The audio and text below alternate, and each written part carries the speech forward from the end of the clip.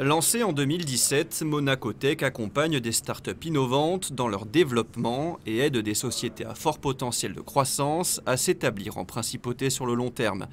En mai dernier, plusieurs startups ont été sélectionnées pour intégrer l'incubateur monégasque après être passées devant un jury d'entrée. 6 mois plus tard, premier passage devant un jury d'évaluation afin de jauger l'avancée des projets et valider la qualité du programme. Oui, il y a plusieurs critères en fait. Il y a des critères assez généraux de concept de projet, de marché, de motivation et puis des sujets plus pratiques sur effectivement quels sont les écueils qui ont été traversés, quelles sont les solutions qui ont été apportées et où en est-on dans la phase de développement de la start-up. Après, c'est assez convivial quand même. Alors, je comprends que pour eux, ça soit stressant, mais ça reste très bienveillant et j'espère productif pour également leur apporter ce qu'on peut leur apporter avec la diversité que le jury représente. J'étais agréablement surprise du niveau en tout cas et du stade de développement en tout cas de ces startups-là. Et aussi ce que j'ai vu en fait qui revenait tout le temps, c'est l'intégration en tout cas de l'impact qui est très importante en fait pour ces startups-là depuis le départ. Les enjeux sociétaux, les enjeux environnementaux, etc. Ce qui vraiment marque en tout cas une promotion par rapport à ça.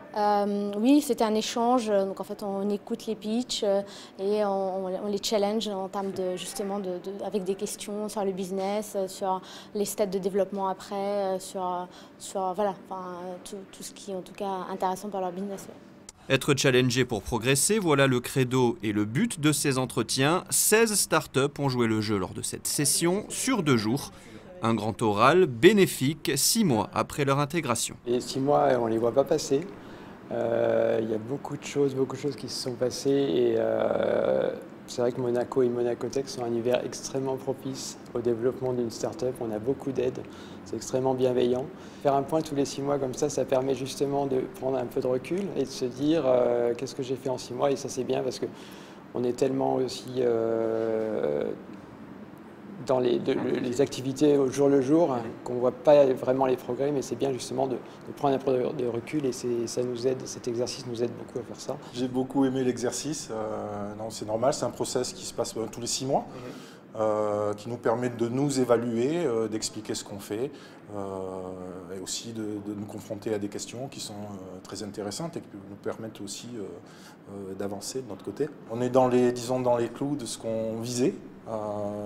Quelques retards sur certains aspects, quelques avancées un peu plus importantes sur d'autres, mais globalement on est dans le cadre de ce qu'on souhaitait et avec l'environnement qui est parfait pour nous permettre ceci. Prochain passage devant le jury composé de 7 membres pour Suncy Concept, OG et toutes les autres startups de Monaco Tech dans 6 mois pour une nouvelle évaluation des projets.